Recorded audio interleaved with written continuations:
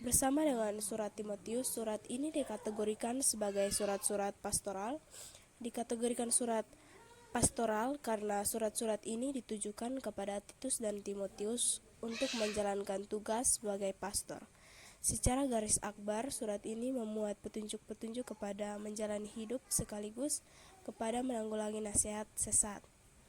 Titus sendiri merupakan teman sekerja Paulus dalam pekerjaannya.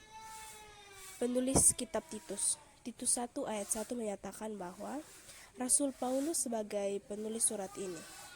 Waktu penulisan kitab Titus, surat pengembalaan kepada Titus ini dituliskan sekitar tahun 65 sampai 66 Masehi.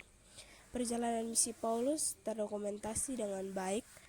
Ia diketahui menulis surat ini dari kota Nikopolis di Epirus. Beberapa catatan sejarah menyatakan Paulus menulis dari kota Nikopolis di Makedonia. Namun tidak ada kota dengan nama itu di sana. Informasi ini juga tidak berasal dari catatan yang otentik. Tempat penulisan kitab Titus, tempat dan waktu penulisan surat ini sulit ditetapkan. Berada argumen bahwa surat ini ditulis ketika Paulus singgah di Nikopolis. Argumen lain menyatakan bahwa surat ini ditulis di Roma atau Efesus. B. Pokok-pokok teologi. Setelah membahas alur pikiran Paulus di dalam kitab Titus, maka dapatlah disimpulkan bahwa jika dikaji dalam kerangka teologi Perjanjian Baru, maka kitab ini berbicara tentang teologi pengembalaan atau pastoral. Hal-hal ini yang sifatnya sangat praktis dan spesifik di dalam kitab tersebut berkenan dengan teologi pastoral. Memang jika dilihat dari surat-surat pengembalaan yang lain, teologi pastoral di dalam kitab Titus memiliki berbagai ciri khas.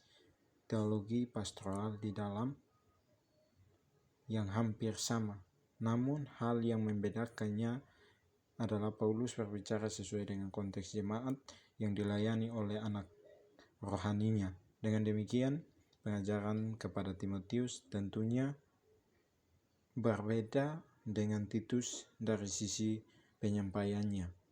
Yang pertama, teologi pengembalaan atau pastoral. Surat-surat pengembalaan khususnya kitab Titus ini memberikan kerangka bagi suatu keluarga ideal, suatu kehidupan yang tenang dan bijaksana ditinggikan sebagai suatu tujuan yang patut dikerja, atau itu kita lihat dalam kitab Titus pasal 2 ayat 12, dan perbuatan-perbuatan baik harus dilakukan. Semua petunjuk yang diuraikan bukan sekedar sebagai etika sekuler, meskipun cukup banyak diambil dari dunia sekuler, tetapi diberikan suatu motivasi Kristen. Hal itu disebabkan karena mereka telah hidup dalam kasih karunia. Inilah yang membedakan mereka dengan orang-orang sekuler. Menerapkan pengajaran yang benar dalam jemaat. Itu kita lihat dalam kitab Titus pasal 2 ayat 1-10. Bagian ini merupakan suatu tugas yang diemban oleh seseorang yang bertanggung jawab di dalam pengembalaan. Selain itu, melalui surat ini Paulus mengajar seluruh jemaat yang ada di Kreta. Tanggung jawab utamanya adalah memberitakan dan mengajarkan ajaran yang sesat. Pemakaian kata ini dalam surat-surat pengembalaan yang senantiasa dikaitkan dengan pengajaran menunjukkan penekanan Paulus pada pentingnya doktrin yang benar. Memberitakan kasih karunia Allah. Di sini Paulus menjelaskan terlebih dahulu tentang kasih karunia Allah tersebut yang telah menyelamatkan manusia melalui Yesus Kristus. Setelah itu, Paulus bertujuan supaya para penatua di dalam pelayanan pastoral itu dapat memberitakan kasih karunia Allah juga kepada semua orang. Kekhususan teologi pengembalaan di dalam kitab Titus adalah bahwa tugas seorang penatua sebagai orang yang memberitakan kasih karunia Allah. Kasih karunia senantiasa merupakan istilah kunci yang agung di dalam keselamatan. Yang menyelamatkan merupakan satu kata saja yang artinya menyelamatkan. Pemakaian istilah semua manusia mengandung nada penginjilan yang menonjol di dalam surat pengembalaan ini. Keselamatan tersebut sudah nyata di dalam Yesus Kristus. Semua janji Allah dan seluruh karya penyelamatannya sejak semula telah mengungkapkan kasih karunia ini. Semua berkat dan karunia-Nya telah dirancang untuk menuntun manusia kepada pertobatan. Berikut mempraktikkan doktrin yang benar. Bagian ini merupakan respon orang percaya karena telah memiliki doktrin yang benar. Doktrin yang benar tersebut tidaklah cukup jika tidak dipraktikkan dalam hidup sehari-hari.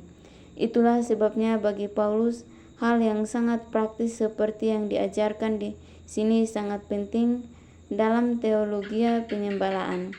Hal ini pula berarti bahwa tugas pengembalaan berikutnya adalah mempraktikkan doktrin yang benar yang telah diajarkan Paulus dalam bagian ini. Di sini Paulus mengawali sebuah paragraf baru yang membahas cara hidup benar yang menurutnya harus didorong oleh teladan tentang ketidaklayakan kita dan perlakuan Allah terhadap kita dengan penuh kemurahan dan kasih. Paulus menjelaskan bahwa tujuan dari doktrin Kristen ialah agar orang-orang percaya dapat menunjukkan perbuatan baik. Di sini Paulus menyebutkan perkataan ini benar dan aku mau supaya engkau dengan yakin menguatkannya agar mereka yang sudah percaya kepada Allah sungguh-sungguh berusaha melakukan pekerjaan yang baik.